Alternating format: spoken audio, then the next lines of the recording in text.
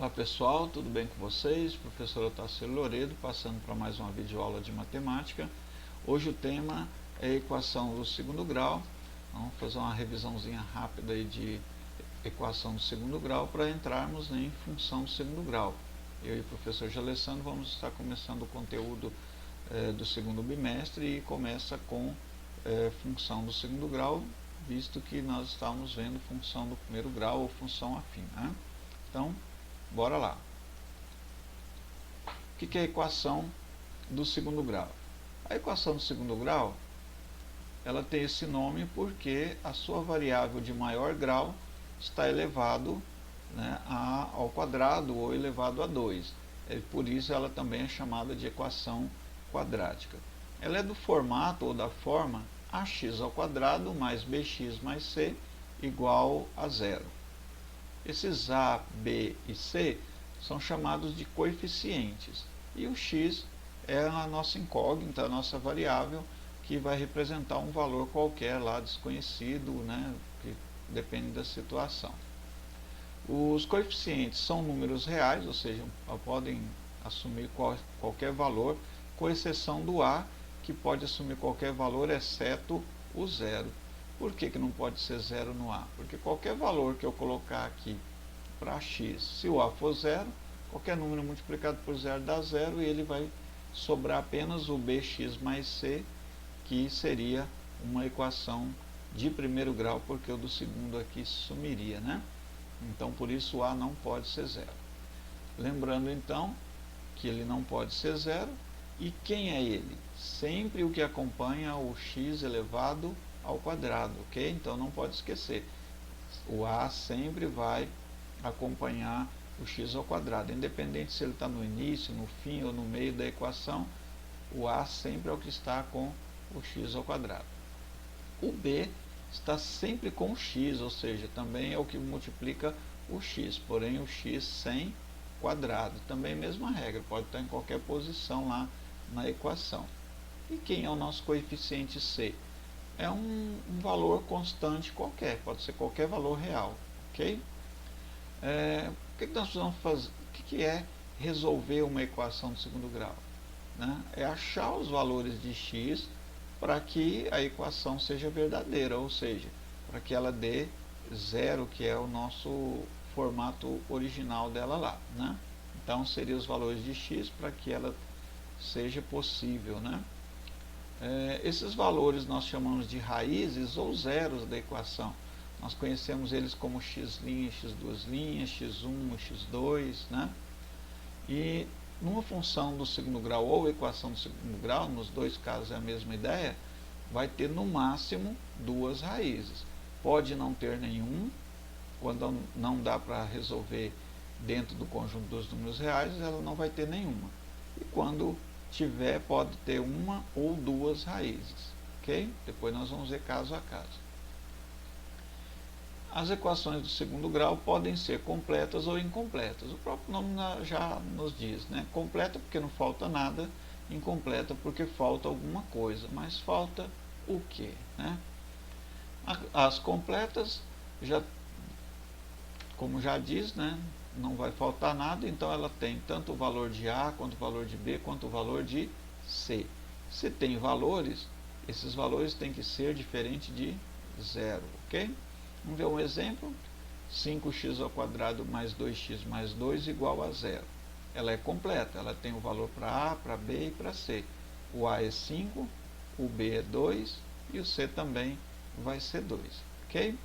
Já incompleta, como foi dito, falta alguma coisa, ou seja, nosso B ou o nosso C, ou o B e o C podem ser zero. Quando um deles ou os dois é zero, então eles não vão aparecer, como nesse exemplo aqui, 2x ao quadrado igual a zero.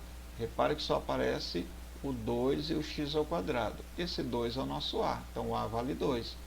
Agora o B e C não aparecem. Se ele não aparece é porque eles são considerados zero, ok? Então, quando não aparecer, você coloca como sendo 0 para B, ou 0 para C, ou 0 para B e C ao mesmo tempo, quando faltar os dois, né? Agora nós temos alguns exemplos. Vamos lá. Determinar os valores de x que tornam a equação 4x² menos 16 igual a zero, né, verdadeira. O que isso quer dizer?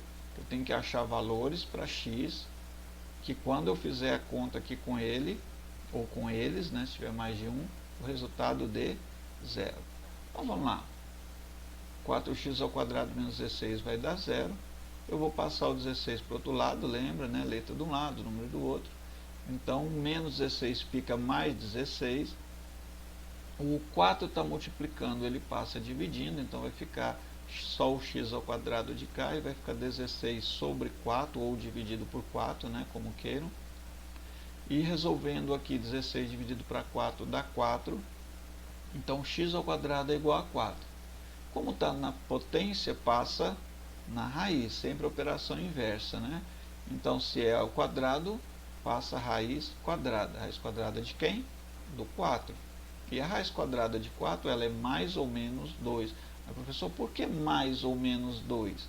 Vamos relembrar lá? Se eu pegar 2 positivo e elevar ao quadrado, volta para 4. Mas se eu pegar menos 2 e elevar ao quadrado, também vai dar 4. Porque todo número elevado ao quadrado é positivo. Então, tanto faz se o valor for 2 positivo ou 2 negativo, essa equação aqui seria verdadeira. Então, a solução seria mais 2 e menos 2. Ok? Vamos para um exemplo número 2. Determina a solução da equação x menos 2 vezes x menos 1 igual a 2. Repare que não está no formato que nós vimos lá. Ax² mais bx menos c, né? Ou mais c igual a 2. Então, primeiro nós temos que resolver isso aqui. Quando dá para resolver o parêntese, a gente resolve o parêntese primeiro. Depois, como no nosso caso aqui não dá para resolver o parêntese, nós vamos resolver a multiplicação. Então, nós vamos multiplicar termo a termo. Vocês conhecem aí alguns aí como fazer o chuveirinho também, né? Então, vamos lá. Esse x vai multiplicar x menos 1 e esse menos 2 também vai multiplicar x menos 1. Então, montando aqui, x multiplicando x menos 1, menos 2 multiplicando x menos 1. X vezes x, x², x vezes menos 1, menos x.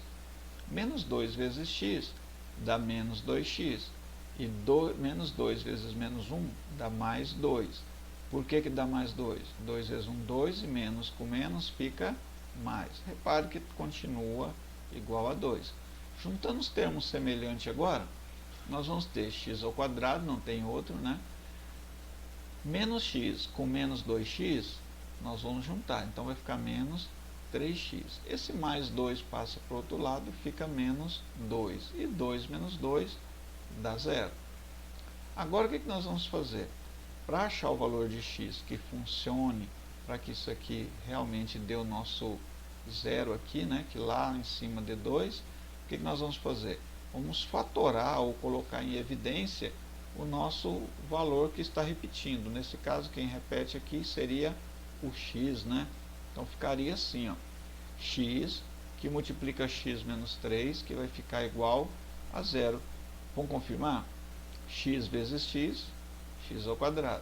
X vezes menos 3, menos 3x. Continua igual a 0. Então, nós temos duas possibilidades aqui. Ou esse x de fora aqui é 0, implicaria que o de dentro também seria, mas o foco seria o de fora. Ou x menos 3 também seja 0. Ou uma coisa ou outra. Quando aqui for 0, não importa o que tem aqui dentro, multiplicando por 0, dá 0. E quando o x menos 3 também for 0, não importa o que está de fora, vai ficar vezes 0, que também vai dar 0. Então, aí dá para resolver agora qual que é o valor de x menos 3 para que x menos 3 seja 0. X tem que ser igual a 3.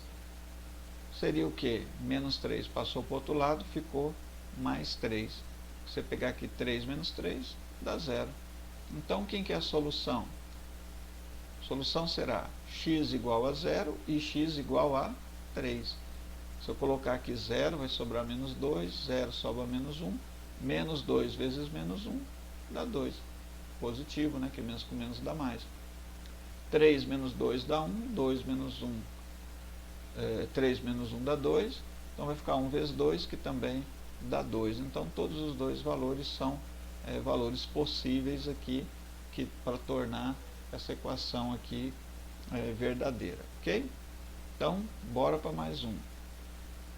Agora nós vamos falar da nossa velha e conhecida fórmula de Bhaskara, né?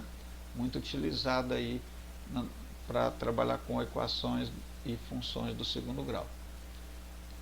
Sempre que ela for completa, você usa a Bhaskara, que é o mais viável. Porém, quando não é completo, dá para usar também. Só vai fazer conta desnecessária. No lugar do A, B e C lá que você vai colocar os valores, quando for incompleto, o B e C podem um ou os dois serem zero, mas é só substituir na fórmula, dá para resolver do mesmo jeito. Porém, vai ser uma conta a mais. Que é a nossa fórmula de Bhaskara? X igual a menos B, mais ou menos raiz do delta, esse triângulozinho nós chamamos de delta, né? Vamos lembrar. Tudo isso dividido por 2 vezes A. Mas quem que é esse delta? O nosso delta é B ao quadrado menos 4 vezes A vezes C. Lembrando que esse menos do B é da fórmula, ele não muda.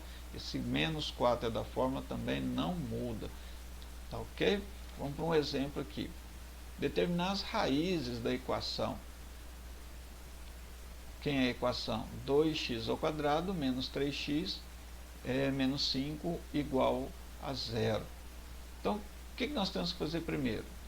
Determinar o nosso A, o nosso B e o nosso C. Que nós temos aqui já que o nosso A é 2, o nosso B é menos 3. Lembre que é só o número que acompanha, né? E o seu respectivo sinal. Quando você pega o B aqui, é apenas o número que está aqui, o x já fica fora. Quando pega o A, só pega o valor que está aqui, o x ao quadrado também já fica fora.